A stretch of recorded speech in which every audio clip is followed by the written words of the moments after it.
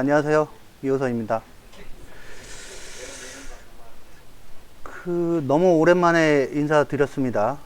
네, 미래 지속가능 포럼을 지난해 중반까지 하다가 윤석열 정부 출범하고 나서 지역 균형 발전 관련돼 있는 여러 가지 정책들이 하루하루 새로운 정책들이 많이 나오면서 그런 내용들을 좀 같이 분석을 하고, 또 최근까지는 내년도 정부 예산은 또 발표가 이루어지고 나서 여러 가지 분석 작업들이 저희 개발원 안에서 많이 바쁘게 돌아가는 이유로 인해서 여러분들을 자주 찾아뵙지 못했습니다. 어찌되었든 미래 지속가능 포럼은 뭐 짧게 한 10여 분의 시간 동안에 궁금해 하시는 것들을 제가 여러 가지 보고서와 그리고 주변에 있는 현황들을 종합해서 간단하게 정리해 드리는 그런 시간입니다.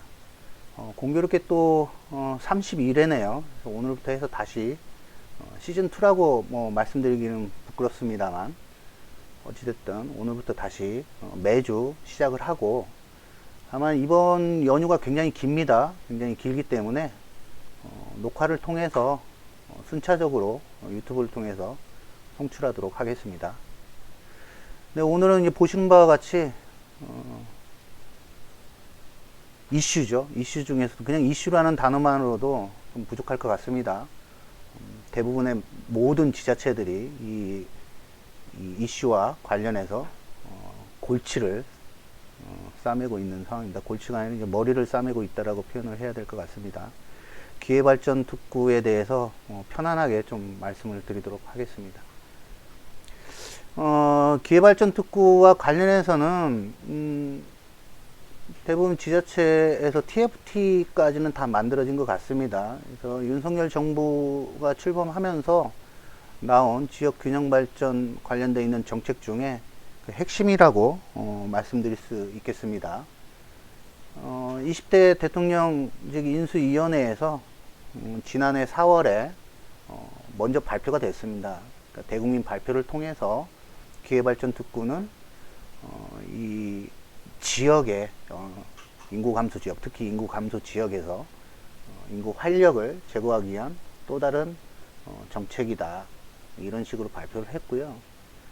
기존에 많습니다. 대략 한 뭐 60개 정도에 가까운 특구 제도, 그리고 1000개 가깝게 되더라고요. 지금 각 지역의 특구나 구역으로 이 지정이 돼 있는 곳들이 1000여 개 되는데, 그러한 특구 제도에 추가적으로 파격적인 이 재정적 지원을 얹히겠다, 이런 개념이 기회발전 특구이다 라고 말씀드릴 수 있습니다. 그래서 하단에 보시면은 지방 주도죠. 지방 주도가 얼마나 실효성이 있는가는 차지해 두고서라도 어찌됐든 지방 주도이고, 그리고 그동안 이 지역 균형 발전 정책이라고 하면 아무래도 지자체가 중심이 돼서 지자체의 역량이 좀 역량의 포커스가 맞춰져 있었는데, 이 기회발전 특구, 이 특구 제도는 소관 부처도 산업부입니다. 산업부이고, 그에 따라서 기업의 역할이 굉장히 크다라고 말씀드릴 수 있습니다. 기업의 역할이 크다는 말씀은 공공자본이 아닌 민간자본에 방점이 찍혀 있다라고 말씀드릴 수 있겠죠. 이게 윤석열 정부의 이 핵심적인 이 국정과제이자, 거기에 또 단연 첫 번째로 꼽히는 기회발전 특구의 이 개념입니다. 보시는 바와 같이 지방 주도로 바텀업 방식으로 뭐 이루어진다는 거고, 상식적인 내용입니다. 그리고 이 기업이 지방으로 가게 되면 뭐 이전하는 거야 여러 가지 혜택들을 통해서 이전을 할 수 있겠다라고 할 수 있겠습니다만, 지속 가능한 경영이 이루어지려면 그만한 전문 인력들이 필요하겠죠. 그래서 전문 인력 양성 체계도 구축해야 된다, 이런 내용을 자연스럽게 담고 있습니다. 그래서 이 도식화 시킨 내용들을 보면 민간 주도로 한다는 거고요. 그러니까 정부나 지자체라기보다는, 그러니까 공공의 영역에서 민간의 영역으로, 민간 주도 방식으로 바뀐다는 거고, 가운데 부분에 보인 바와 같이 파격적인 세제 특례를 드리겠다라는 것들이 가장 큰 특징입니다. 특히 규제 3종 세트로 대표되는 규제 특구 보면 규제 특구에서는 이 세제에 대한 혜택들이 거의 없습니다. 그래서 미국이나 일본이나 폴란드나 프랑스의 어떤 해외 사례들을 벤치마킹해서 윤석열 정부에서는 과감한 민간 투자를 유도하기 위한 세제 혜택을 주겠다라는 게 가장 큰 특징입니다. 이 제도를 이해하는 게 굉장히 중요합니다. 제가 최근에 친분 지자체 공무원분들을 만나고 보면 기회발전 특구에 대해서 뭐 가이드도 현재 나와 있지 않고 그리고 언제 어떻게 우리는 무엇을 준비해야 되는지 이런 것들을 개념 정의가 잘 안 돼 있고 또 이해도도 많이 떨어져 있습니다. 물론 이제 광역시도에서 시군의 담당 공무원분들을 좀 모아서 설명회도 가지고 여러 가지 교육도 시키고 있습니다만 그거보다는 이 왜 기회발전 특구가 만들어졌고 그리고 해외에서는 어떠한 유형으로 운영되고 있는지를 좀 이해해 볼 필요성이 있습니다. 그래서 가장 대표적인 건 미국이고요. 최근에 공식적인 문건으로 전체적으로 발표는 되지 않았습니다만 여러 가지 그 동향들을 파악해 봤을 때 가장 유사한 그 제도는 미국의 제도이고 오바마 대통령 때 프라미스 존이나 트럼프 대통령 때 어퍼추니티 존, 그래서 저희는 ODZ, 그러니까 Opportunity Development Zone이라는 기회 발전 특구라는 개념으로 우리나라의 이 제도가 만들어졌다고 보시면 됩니다. 파란색의 부분을 보시면 특징은 어쨌든 뭐 10년, 뭐 5년, 7년 뭐 이런 그 기간에 대한 혜택 기간에 대한 내용들이 많이 나오고 있고요.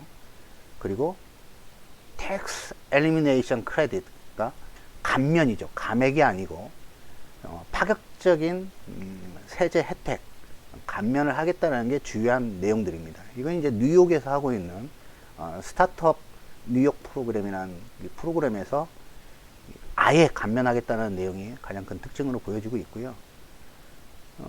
이상하게 또 일본의 고이즈미 정부 때부터 2002년부터 이 개념은 나오기 시작해서 현재는 2015년에 국가전략 특별구역이라는 정책으로 자리를 잡고 있고 아마도 이제 저희가 우리나라가 일본에 가깝기 때문에 또 최근에 뭐 인구 감소 지역 지정이라든지 지방 소멸 대응 기금 투자계획 수립이라든지 이러한 어떤 정책들이 일본 창생 정책에서 받아왔듯이 기회발전 특구도 미국과 일본의 제도, 특히 일본의 이 국가전략 특별구역의 제도에서 많은 것들을 좀 보고 배우지 않을까라고 예상이 됩니다.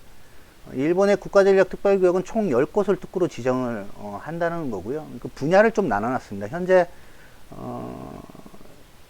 지금 흘러나오는 얘기들로 보면 우리나라의 기회발전 특구는 분야를 특별하게 정하지 않았습니다만 아무래도 제도를 좀 더 체계적으로 운영해 나가기 위해서는 분야를 특정할 필요성이 있겠죠. 그래서 선도 사업이나 시범 사업들을 통해서 여러 가지 시행착오를 겪은 다음에 본 사업에서는 이제 분야를 특정할 걸로 예상이 됩니다. 그리고 프랑스의 지역개발 우선 지역이라든지 특히 프랑스의 제도는 역시 낙후된 지역, 빈곤한 지역을 대상으로 해서 이 기회발전 특구를 운영하고 있다. 뭐 이런 내용들이 해외의 사례입니다. 해외의 사례를 살펴봐야 되는 이유는 제가 누누이 말씀드렸습니다만 어떠한 정책이나 사업을 이해함에 있어서 현재 발표되고 있는 내용만을 보면은 이해를 하기가 쉽지가 않습니다. 그래서 우리나라의 지금 현재 기회발전 특구가 어디에서부터 왔으며 또는 오지 않았다면 어떠한 나라의 제도들을 좀 벤치마킹 했는지 이해하면 좀 더 쉽게 이해할 수 있기 때문에 이 사례를 소개를 했습니다. 그래서 정리를 해보자면 미국이나 일본, 폴란드나 프랑스, 물론 이제 영국의 사례도 있습니다. 이런 사례들을 보면 뭐 간단하게 두 가지입니다. 파격적인 이 세제 혜택, 투자 인센티브이고요. 그리고 기준이 매우 명확합니다.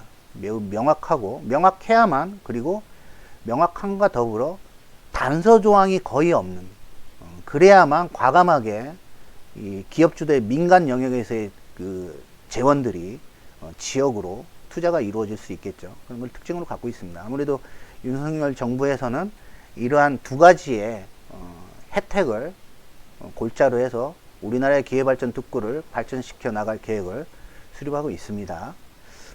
종전의 그럼 특구제도와 어떻게 다르냐? 계속해서 말씀드렸지만 파격적인 혜택입니다. 파격적인 세제 감면에 대한 내용이 들어가면 기회발전 특구라고 보시고, 그냥 규제 3종 세트 정도 유사한 개념으로만 규제의 혁신이나 규제의 개혁, 규제를 좀 느슨하게 해준다든지 규제를 해제해 준다든지 이런 내용이라면 기존의 특구라고 볼 수 있습니다. 이 자료는 저희 뉴스로 누리집에 파워포인트 문서를 다 올려 드릴 거고요. 혹시 뭐 보고 하신다든지 스스로 학습하실 때 사용하시면 되겠습니다. 기회발전 특구를 공부하시면서 또는 준비하시면서 현재 있는 종전의 주요 특구 중에서도 이 빨간색 블럭이 설정되어 있는 특구 제도는 한 번씩은 좀 요약해서 보실 필요가 있습니다. 관광특구, 지역특화 발전특구, 그리고 기업의 투자를 촉진하기 위한 경제자유구역, 자유무역지역, 외국인 투자지역, 이런 제도들은 좀 살펴볼 필요가 있습니다. 그리고 혁신도시 시즌2까지 나와 있죠. 기업도시, 혁신도시, 또 규제 3종 패키지에 해당하는 규제 자유특구, 이런 내용들은 반드시 좀 살펴보시고 이 개념에 과감한 세제 혜택 플러스 한 개 기회발전 특구이다 라고 보시면 되겠습니다. 덧붙여서 한 가지 말씀드리면 기회발전 특구에서는 현재까지 나와 있는 그런 내용으로는 기업의 제한이 없습니다. 물론 사업의 특성상 최소 중견기업 이상의 규모가 있어야만 한다라고 예상은 됩니다만, 이게 국내 자본인지 해외 자본인지 이거에 대한 지금 제한에 대해서 얘기를 하고 있지 않기 때문에 아무래도 이제 자유무역 지역이나 외국인 투자 지역에 해당하는 어떠한 기업들이 들어와 있는지도 한번 살펴볼 필요성이 있겠습니다. 제가 말씀드렸듯이 한 60여 개의 기존의 특구제도가 있다고 말씀드렸는데, 쭉 뭐 광역시도별로 현재 주요 특구별 현황들을 리스트업을 해놨습니다. 이 자료는 한국지방행정연구원에서 정리된 자료를 제가 그대로 스케치를 해서 보여드리고 있는 자료입니다.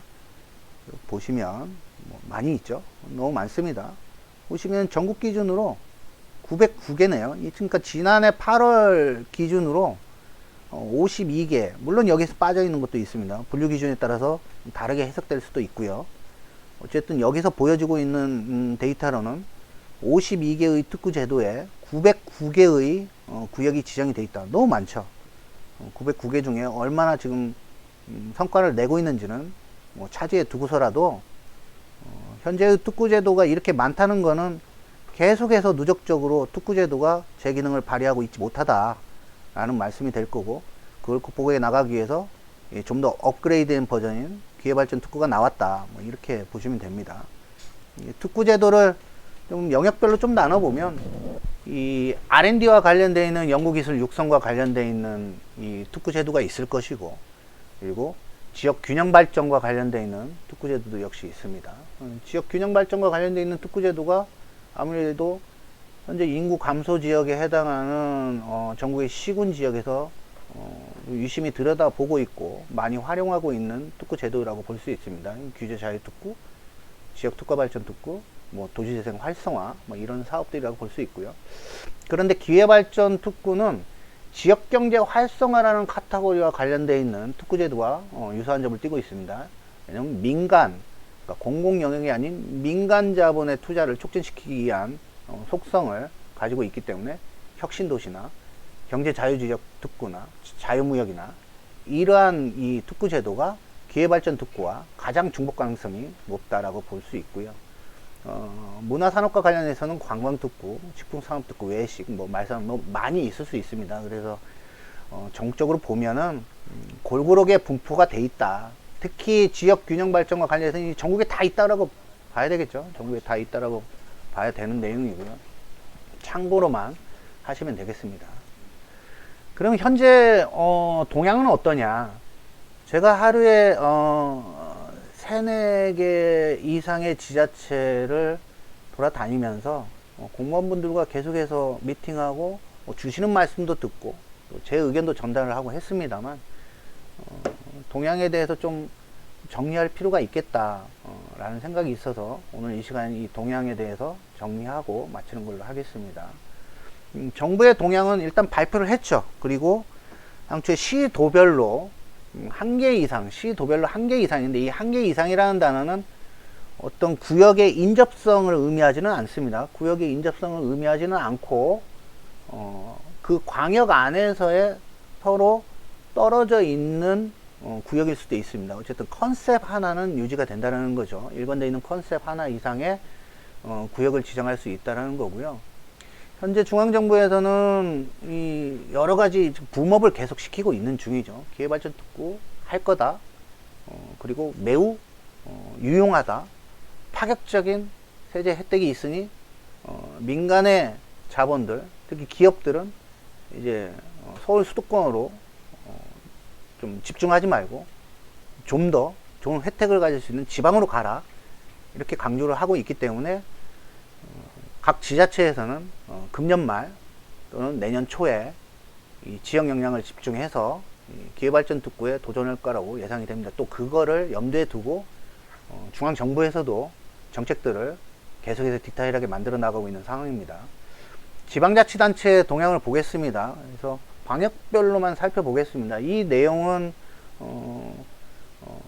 여러 분들의 의견과 자문위원들 미팅들을 통해서 취합되어 있는 내용이고요. 이미 광역 단위에서는 공개가 된 내용입니다만 혹시라도 정리가 돼 있지 않은 분들이 계시기 때문에 한번 정리를 해봤습니다. 경기는 가장 많죠. 뭐 인구 감소 지역뿐만이 아니고 접경 지역까지 포함해서 한 8개 시군 정도가 현재 준비를 하고 있다. 뭐 준비라는 개념은 본격적으로 사업을 발굴하고 드로잉 한다는 개념보다는 뭐 수요에 대해서 좀 더 구체화시키고 있다 정도로 이해하시면 될 것 같고요.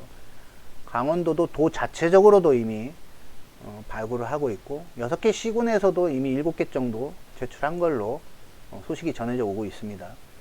충청북도는 현재 연구 용역을 이제 진행해서 내년 1, 4분기 정도까지 진행한 후에 좀 더 구체화하겠다. 충남도 현재 수요조사는 전체 다 모든 시도가 진행을 하고 있습니다.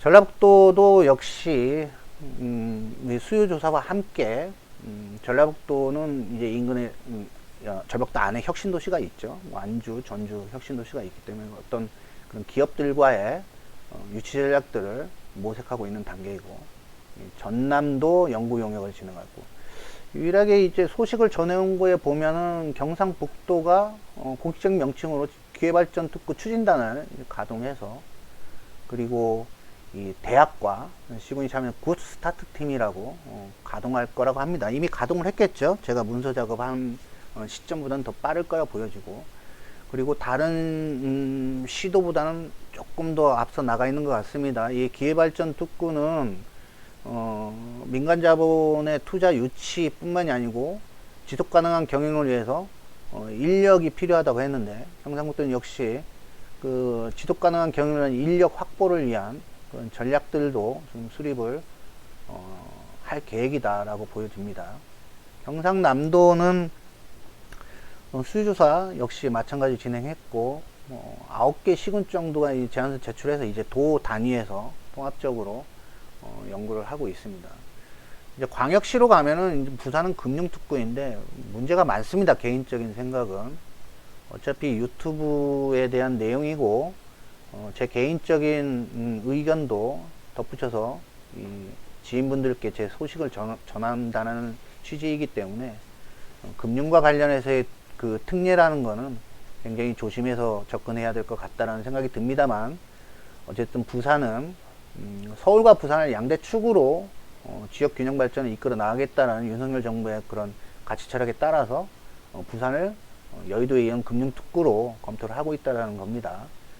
대구는 모빌리티 로봇 디지털 분야이고, 인천은 인구 감소 지역과 접경 지역이 강화 옹진군이죠. 강화 옹진군을 대상으로 해서 먼저 우선 검토가 되고 있고, 올 12월까지 이 수요조사 및 여러 가지 연구 용역에 진행을 할 예정이라고 소식이 나오고 있습니다. 대전은 아무래도 이제 4대 전략 산업 연구기관들이 많이 있죠. 그래서 나노, 항공우주, 바이오헬스, 방위 해서 이런 영역을 중심으로 해서 용역을 진행한다라는 내용이고요. 광주는 광주 테크노파크 기회발전 특구는 기본적으로 이게 동향들을 살펴보면 시도별로 있는 테크노파크와 협력해서 많은 사업들을 준비하고 있는 걸로 소식이 전해지고 있습니다. 광주 역시 테크노파크와 지역사업 평가단을 통해서 이 내년도 예산도 좀 확보를 해서 연구 용역도 진행하겠다라는 거고요. 울산은 울산 TP 역시 테크노파크입니다. 테크노파크와 함께 올 연말까지 사전조사 및 연구 용역을 진행한다. 세종은 아무래도 정부기관이 다 있죠. 그러다 보니까 이 정보보호와 관련되어 있는 그 이슈들이 있어서 그와 관련되어 있는 이 특구 지정을 검토를 하고 있는 걸로 전해져 왔습니다. 기회발전 특구 지정은 현재까지 예상되는 기준들입니다. 현재까지 공식적으로 발표되어 있는 자료는 없고요. 빠르면 4사분기, 벌써 4사분기가 시작이 됩니다만 내일 모레 연말까지는 나온다면 빠르게 나올 것 같고요. 전해지는 소식들은 내년도에 설날 밥상에서 그 전후로 해서 설날을 전후로 해서 기초적인 가이드가 나오지 않겠냐라고 전해집니다만 아무래도 해외 사례나 그동안의 특구제도를 검토해 봤을 때 무조건 변하지 않는 요건들은 있습니다. 하나는 예상된 게 땅입니다. 땅. 그러니까 면적과 관련된 거죠. 입지인데 지자체가 자유롭게 선정할 수 있겠습니다만 한선은 제시하고 있지 않습니다. 현재까지 기준입니다. 현재까지 전해오는 소식들입니다. 동향이고요. 광역시는 150만 평, 도는 200만 평 상한입니다. 그러니까 처음에 기회발전 특구를 지정할 때는 뭐 10만 평이든 20만 평이든 30만 평 지정할 수 있고요. 그러나 이제 상한선은 정해놨다는 거죠. 그리고 아까 말씀드린 대로 광역 안에서의 인접성을 요구하고 있지는 않습니다. 인접성을 요구하고 있지는 않고 여기 복수적으로 합해서 150만 평, 200만 평 이 정도는 현재까지는 가이딩이 나온 것 같습니다. 두 번째는 이 기업들이 들어와야 되기 때문에 기업이라는 건 이 사람에 의해서 움직이는 거죠. 근로자에 의해서. 근로자들이 정조할 수 있는 이런 환경, 생활 인프라들이 확충이 돼야 되겠죠. 그리고 생활 서비스, SOC와 관련되어 있는 교통망, 정보통신망, 용수, 전력 기반 이런 것들이 다 확보가 가능해야 되는데 현 수준으로 계획만으로는 되지 않습니다. 어느 정도 진척이 되거나 확실시 되는 내용들을 가지고 소위 말하는 제 1단계 기회발전 특구, 1차 기회발전 특구로 편의상 말씀드리면 이게 시범사업이 될지 선도사업이 될지는 모르겠습니다만 어쨌든 시범사업이라고 이게 명명을 한다면 시범사업에 신청할 경우에는 땅이 당연히 있어야 되고 그에 해당하는 정주 인프라, 생활 서비스 인프라가 다 갖춰져 있어야 된다. 쉽지 않죠. 쉽지 않기 때문에 좀 고민이 있을 것 같습니다. 그리고 어떻게 보면 세 번째이자 두 번째 크게 보면 땅과 기업인데 기업들이 와야 되죠. 근데 다른 특구에서는 우리는 이렇게 준비를 해서 기업들을 유치하겠다라는 플래닝 수준에서의 우월성만 가지면 특구로서 지정을 받는 그런 특구들이 상당수가 있었습니다. 그러다 보니까 플래닝은 됐지만 도잉과 C에서 그러니까 소위 말하는 실천하는 과정에서 기업들 유치가 원활치 못해가지고 특구제도가 그 실효성을 거두지 못하는 경우들이 많았는데 그러다 보니까 이번에 기업발전 특구는 신청 당시에 확실시 되는 기업의 수요가 반드시 있어야만 됩니다. 그래서 당연히 기업 수요가 있어야 된다는 거는 그 광역 내나 또는 수도권 그러니까 타 지역이죠. 그 지역으로 오려고 하는 기업에 대한 수요 조사가 반드시 있어야 됩니다. 반드시 있어야 되고 수요 조사를 통해서 어느 정도 일정 규모의 경쟁력을 가질 수 있는 이 투자의 규모가 보여야 됩니다. 그 내용을 포함하지 않으면 당연히 기회발전 특구는 신청하지 못하겠죠. 그런 내용들을 필수적으로 가지고 있습니다. 뭐 지정시 혜택들은 이미 이 시행령에 구체적으로 나와 있습니다. 그래서 지원이라든지 우대, 특례 뭐 여러 가지가 있고요.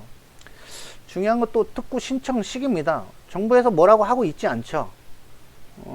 정기적인 공모 일정에 따라서 신청하는데, 아까 말씀드린 것처럼 시범 사업이라고 한다면 현 시점에서 한 2, 3개 정도의 광역에 내년 상반기 정도 이렇게 시범 사업을 하고, 빠르다면 내년 하반기 정도에 그 시범 사업을 통해서 얻어진 시행착오의 경험치들을 좀 더 보완해서 내년 하반기 정도에는 좀 더 확대해 나가겠다라는 거고요.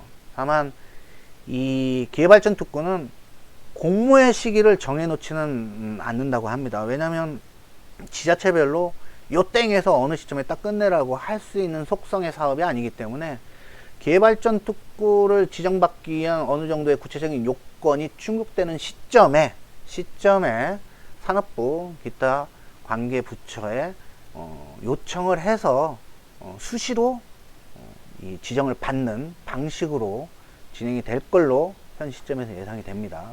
그래서 이렇게 기회발전 특구에 대해서 좀 간략하게 현황과 이 어떠한 배경에서 나온지를 설명을 드렸고요. 기회발전 특구는 광역 중심으로 신청을 해야 되고 돼야 되는 거를 요건으로 하고 있습니다만, 시군에서도 이 광역의 의견을 제출해야 되기 때문에 많은 고민들이 있을 것 같습니다. 어쨌든 땅, 그리고 기업 수요 조사, 그리고 거의 부수적으로 들어가 있는 기업들의 근로자가 정조할 수 있는 정조 인프라, 생활 인프라 서비스, 이 세 가지 요건, 크게는 두 가지, 약간 세 가지 요건들에 대해서 제일 먼저 우선적으로 각 시군에서 검토를 해 보시고요. 그거에 대해서 한번 해볼만 하다라고 한다면 본격적으로 각 시도에 있는 테크노파크나 연구원들과 자주 미팅을 가져서 준비해 나가시면 될 것 같습니다. 기회발전 특구는 이렇게 간단하게 좀 마치고요. 중간중간 저에게 소식이 들어오거나 아니면 문의사항이 있으신 거는 제가 기회발전 특구 2탄, 3탄 계속해서 짧게 소식을 전하도록 하겠습니다. 네, 그러면 오랜만에 여러분들 찾아뵙습니다만 이것으로 마치도록 하겠습니다. 고맙습니다.